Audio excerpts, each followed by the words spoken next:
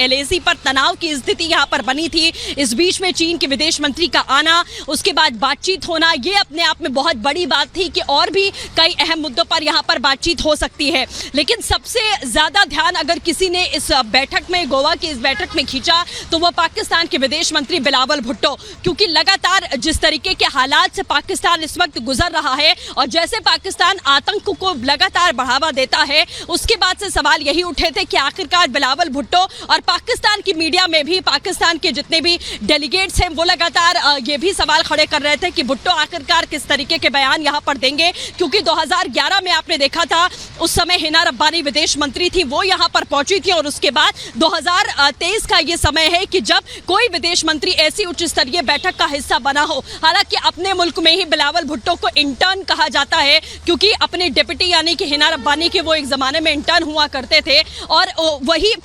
वही उनकी एक जो छवि है वो अभी भी बनी हुई है। और कोई भी सीरियसली बिलावल भुट्टो को उनके अपने मुल्क में नहीं लेता है, तो भारत आकर SCO की सदस्यता है पाकिस्तान के पास में, इन तमाम वैश्विक स्तर के मुद्दों पर, खास तौर पर शांति बनाए रखने के मुद्दे पर, खास तौर पर आतंक के मुद्दे पर पाकिस्तान के सामने ये तमाम चर्चा होनी थी। तो जाहिर तौर पर यह बड़ा सवाल है कि पाकिस्तान वो मुल्क है जो सिर्फ आतंकवाद के लिए जाना जाता है, जो पूरे विश्व के लिए खतरा भी हमेशा से पैदा करता रहा है। भारत ने लगभग हर वैश्विक मंच पर यह सवाल खड़ा किया है और पाकिस्तान को मुंहतोड़ जवाब दिया है कि किस तरीके से पाकिस्तान जो है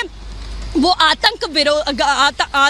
आतंकी गतिविधियों में शामिल रहा है, जो विश्व के लिए भी एक बड़ा खतरा है। ये तमाम बातें लगातार करता रहा। हालांकि कोई भी ऐसी उम्मीद जो पाकिस्तान जता रहा था कि कोई बात यहाँ पर होगी, हालांकि बिलावल भुट्टो ने एक ट्वीट जो वीडियो किया था उसमें कहा था कि अपने मित्र देशों से जाकर बातचीत यहाँ पर होगी और वैश्विक मुद्दों पर बातचीत यहाँ पर होगी। लेकिन जाहिर है, ये जग जाहिर है कि पाकिस्तान और हिंदुस्तान में कोई ऐसी मित्रता नहीं है, क्योंकि बार बार भारत ने स्टैंड क्लियर किया कि एक तरफ एक हाथ में आतंकवाद लेकर और एक हाथ में शांति का पर्चा लेकर कभी भी बात नहीं हो सकती, क्योंकि आतंक और शांति कभी एक साथ नहीं हो सकते हैं। ये भारत ने हमेशा से अपना स्टैंड क्लियर रखा है और यहाँ पर भी वही बात साबित हुई। आपको बताएं, कल तजाकिस्तान, रूस और चीन के साथ में द्विपक्षीय वार्ता भारत की हुई है। विदेश मंत्री एस जयशंकर ने द्विपक्षीय वार्ता की है, जिसमें कई अहम मुद्दों पर चर्चा हुई, कई बड़े फैसले लिए गए, कई बड़े प्रस्ताव यहाँ पर पास किए गए। लेकिन पाकिस्तान के साथ में ये बहुत कल ही क्लियर कर दिया गया था कि कोई भी द्विपक्षीय वार्ता यहां पर नहीं होनी है। किसी भी अहम मुद्दों पर फेस टू फेस बात